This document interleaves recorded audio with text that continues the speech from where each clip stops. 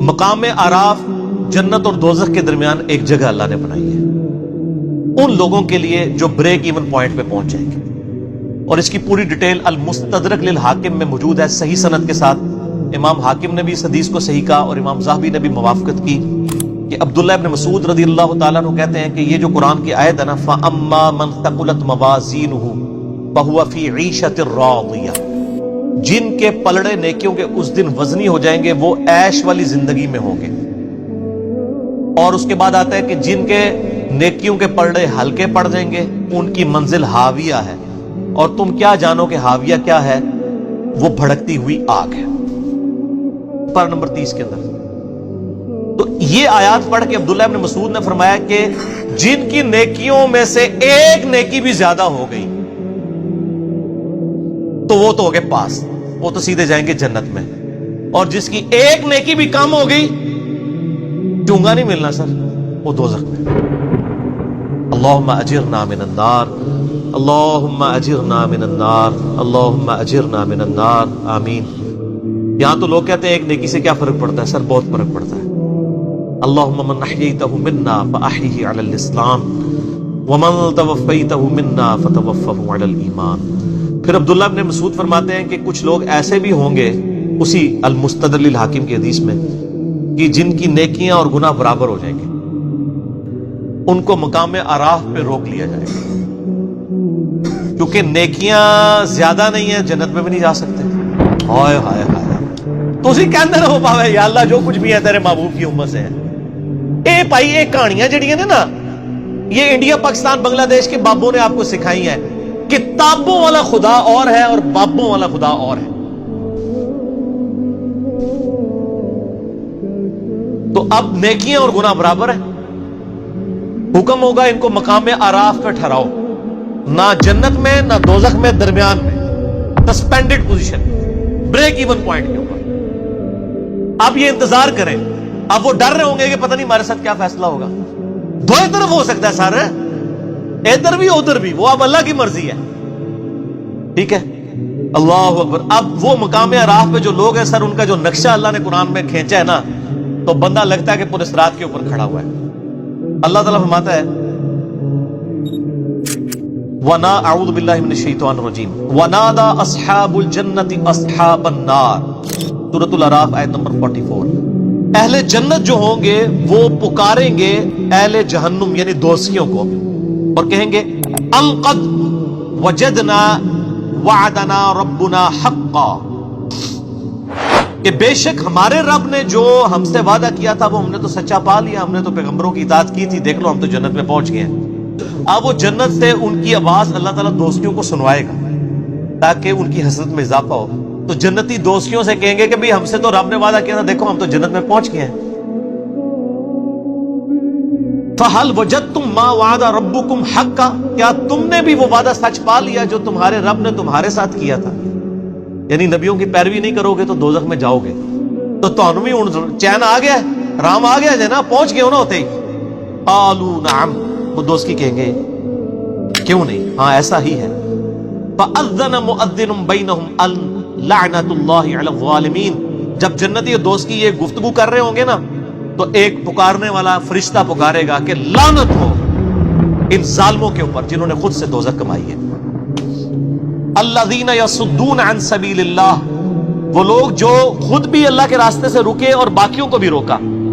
وَيَبْغُونَهَا عِوَجًا، اور اس میں ٹیڑھ پن تلاش کیا۔ وَهُمْ بِالْآخِرَةِ کافرون، اور آخرت کے بارے میں کفر کے ہی اندر مبتلا رہے۔ کفر سے مراد یہ نہ سمجھیے گا کہ آخرت کو مانتے نہیں تھے، نہیں۔ صحیح مسلم میں 246 نمبر حدیث ہے، بندے کے کفر اور ایمان، شرک اور اسلام کے درمیان فرق نماز ہے۔ نماز نہ پڑھنے والا پاکستان کے شناختی کارڈ میں مسلمان ہے، اللہ کے ہاں وہ عملاً کافر ہے۔ تو یہ کافر عربی کا لفظ ہے، عربی میں کافر کہتے ہیں ناشکرے کو۔ تو مسلمانوں کی اکثریت اس وقت عملی کافر ہے، اعتقاداً تو مسلمان ہے لیکن عملاً کافر ہے۔ تو دو کافر ہوتے ہیں، ایک ہوتے ہیں جو عقیدے میں بھی کافر ہو، جس طرح ہندو ہیں، عیسائی ہیں، سکھ ہیں، یہودی ہیں، اور ایک ہیں جو کلمہ تو پڑھ رہے ہیں لیکن عملاً کفر کر رہے ہیں جیسے کہ مسلمان ہیں۔ وَبَيْنَهُمَا حجاب، اور ان کے درمیان ایک پردہ ہوگا، یعنی جنتیوں اور دوستیوں کے درمیان. وعلی الاعراف، اور مقام اعراف پر رجال یعرفون کلا بسیماہم، ایسے لوگ ہوں گے جو دونوں طرف کے لوگوں کو پہچانتے ہوں گے. یعنی اب وہ ایسے لوگ ہیں ظاہر ہے دونوں طرف کو اس لیے پہچانتے ہوں گے کہ گناہ بھی انہوں نے واہ سارے کیتے ہیں نا، تو وہ دوستیوں کو بھی پہچانتے ہوں گے اور جنتیوں کو بھی پہچانتے ہوں گے. ان کی نیکیاں اور بدیاں برابر ہو جائیں گی. اب کیا ہوگا؟ اب دیکھیں جناب آگے کیا انٹرسٹنگ گفتگو ہے، اور یہ اللہ کا کرم ہے کہ اللہ نے وہ ویڈیو پہلے ہی قرآن میں چلا دی ہے. وَنَادَوْا أَصْحَابَ الْجَنَّةِ أَنْ سَلَامٌ عَلَيْكُمْ. اب وہ جو مقام اعراف پہ جو لوگ ہیں نا جن کو جنت نہیں ملی بھی، اور یا جنت کا فیصلہ ہو سکتا ہے یا دوزخ کا، وہ جنتیوں کو بھی اللہ تعالیٰ فرماتا ہے ان کے چہرے سے پہچانتے ہوں گے اور دوستیوں کو. وہ سورۃ البقرہ میں آتا ہے نا کہ جنتیوں کے چہرے تو میدان محشر میں ہی روشن ہو جائیں گے اور دوستیوں کے سیاہ ہوں گے. تو سب سے پہلے وہ جنتیوں سے مخاطب ہو کے کہیں گے السلام علیکم، ذرا لائٹ سیدھی کرن گے نا، وہ سوارش ہی پہ جائے. تو وہ جنتیوں کی طرف جب دیکھیں گے تو ان کو کہیں گے سلام علیکم، تم پر سلامتی ہو.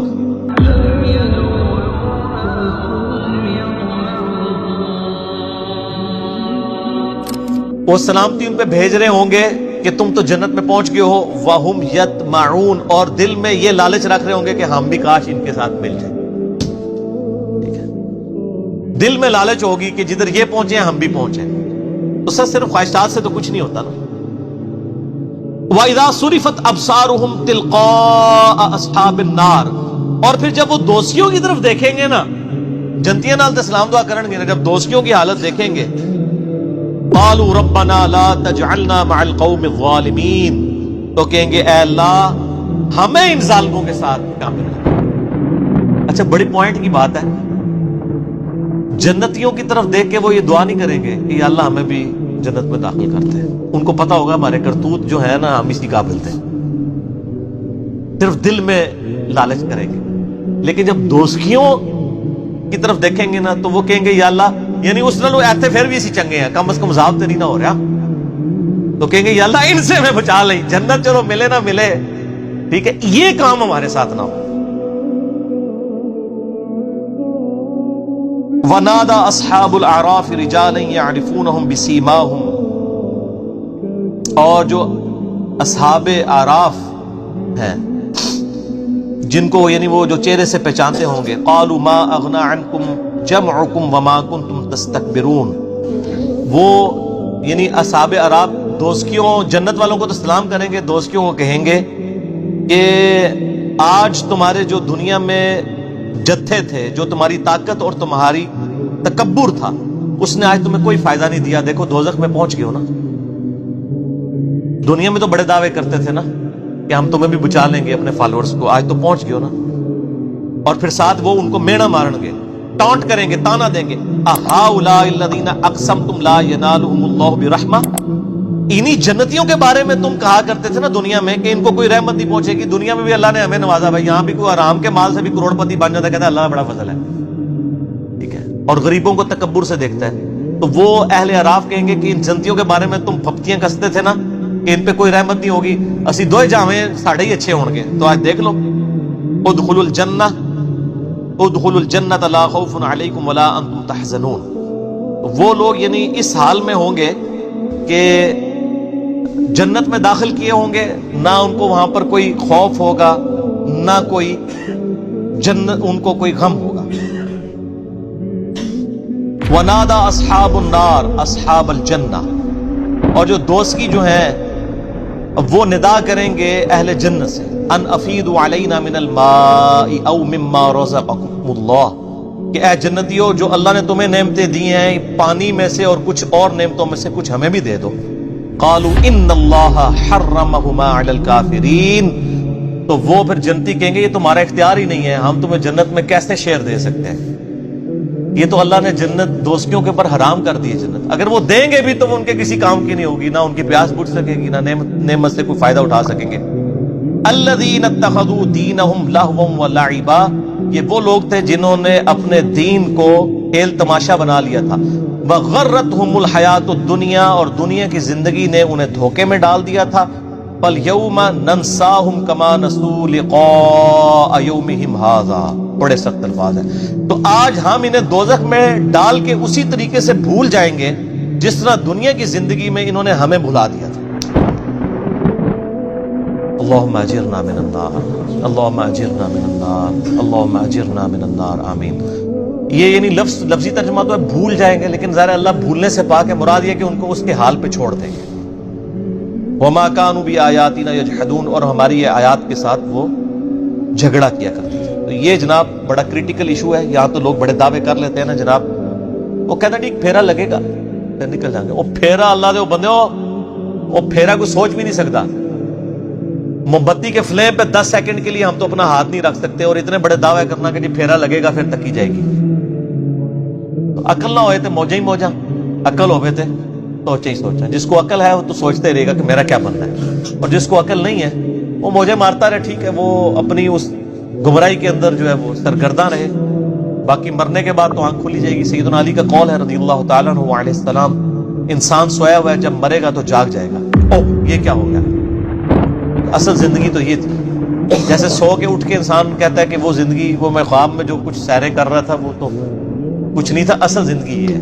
اسی طریقے سے یہاں پہ بھی جب مر کے زندہ ہوگا نا، جب یعنی دنیا سے جائے گا اور آخرت کی زندگی میں زندہ ہوگا، وہ کہے گا اصل زندگی تو یہ ہے. تو یہ مقام اعراف ہے اور یہ اہل اعراف ہے.